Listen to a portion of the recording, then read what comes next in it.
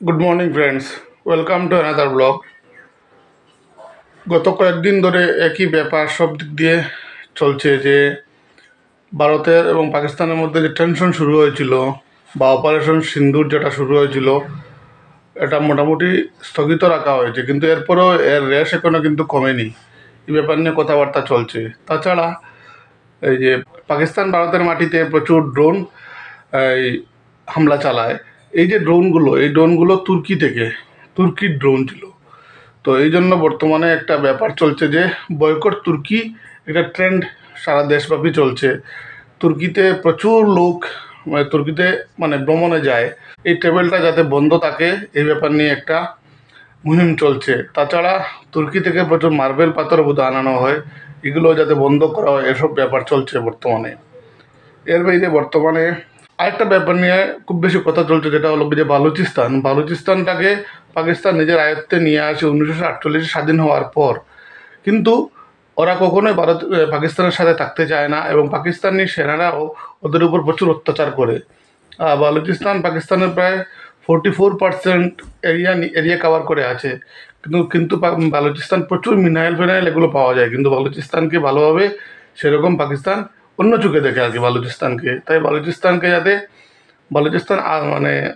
Independent একটা রাষ্ট্র তৈরি হয়ে যায়। এ নিয়ে একটা প্রচুর এই ওদের একটা ইন্ডিপেন্ডেন্স মুহিম চলছে, ফ্রি বালুচিস্তান একটা মুহিম চলছে। বিএলএ, বালুচিস্তান লিবারেশন আর্মি, এটা চালাচ্ছে। প্লাস একটু আগে আমি এই মীর ইয়ার বালুচ বোধহয় একজন অ্যাক্টিভিস্ট বালুচিস্তানের, ওনার একটা এই টুইট দেখলাম। উনি টুইট করেছেন যে বালুচিস্তান এবং ভারতের মধ্যে একটা ক্রিকেট ম্যাচ হবে গোয়াদরে, এরকম। এই জায়গায় গিয়ে ইন্ডিয়ানরা ওকে সাপোর্ট করছে দেখলাম, টুইটের নিচে দেখলাম কমেন্টে। আর পাকিস্তানরা ওকে গালাগাল করছে, এরকম একটা স্বাভাবিক ব্যাপার।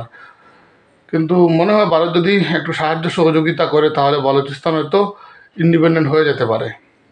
আর বালুচিস্তান যদি ইন্ডিপেন্ডেন্ট হয়, পাকিস্তানের কোমরটা একটু ভালোভাবে ভাঙ্গা যাবে। পাকিস্তানের কোমরটা ভাঙ্গা খুবই দরকার, ওরা বেশি লাফালাফি করছে। আর কি লাভ আমি জানি না, কতটুকু লাভও হবে, কারণ ওই যে বাংলাদেশকে স্বাধীন করা হয়েছিল, ভারত দেশ দ্বারা স্বাধীন হয়েছিল বাংলাদেশ, কিন্তু আজ বাংলাদেশ পাকিস্তানের পক্ষে কথা বলে সবসময় বাংলাদেশের নাগরিকরা।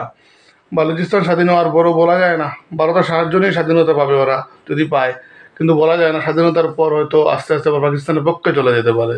কিন্তু আপাতত পাকিস্তানকে একটু জোর ধাক্কা দেওয়ার জন্য বালুচিস্তানকে স্বাধীন করে দিতেই হবে। আমার মনে হয় নরেন্দ্র মোদীর একটু এ ব্যাপারে একটু ভালোভাবে উদ্যোগী হতে হবে, এবং যাতে যেভাবেই হোক আরও কিছু রাষ্ট্রকে সাথে নিয়ে বালুচিস্তানকে ইন্ডিপেন্ডেন্ট করে দিলে পাকিস্তানকে একটু জোর ধাক্কা দেওয়া যাবে, এবং পাকিস্তান এই যে বেশি নাড়াচাড়া করে ভারতের মাটিতে হামলা চালায়, ওর এই সন্ত্রাসীদের পাঠিয়ে দেয় ভারতে, এসব বন্ধ করবে ওরা।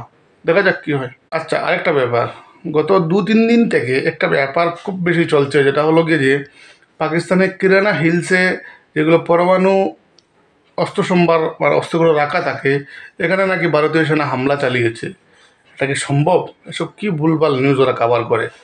পরমাণু অস্ত্র সম্ভারে যদি হামলা চালায়, ভারতের বর্ডার থেকে 170 কিলোমিটার দূরে মাত্র এই কিরানা হিলসটা, এর এফেক্ট কি ভারতে এসে পড়বে না? আর বর্তমানে পারমাণবিক বোমা যদি কোনো কারণবশত ফেটে যায় তাহলে কি হতে পারে কেউ বুঝতে পারছে? মানে নিমিষের মধ্যেই সবাই দুয়া হয়ে যাবে, কেউ বাঁচবে না। তো এ নিয়ে বেশি কথাবার্তা বলে লাভ নেই।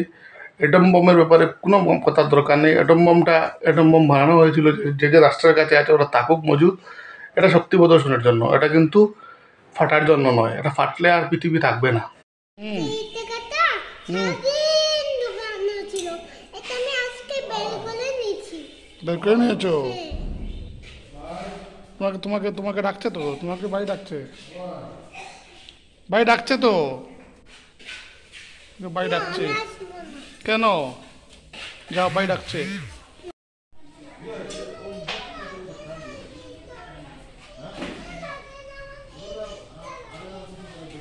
কি নোংরা নোংরা?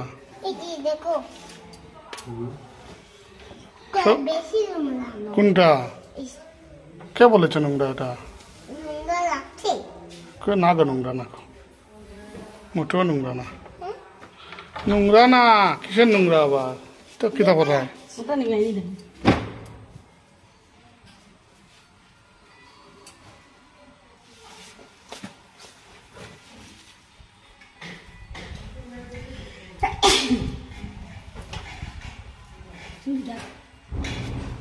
ভিডিও করতে আয় আয় এখানে করতে দিত বাড়ির ফোন তো দিত তোমার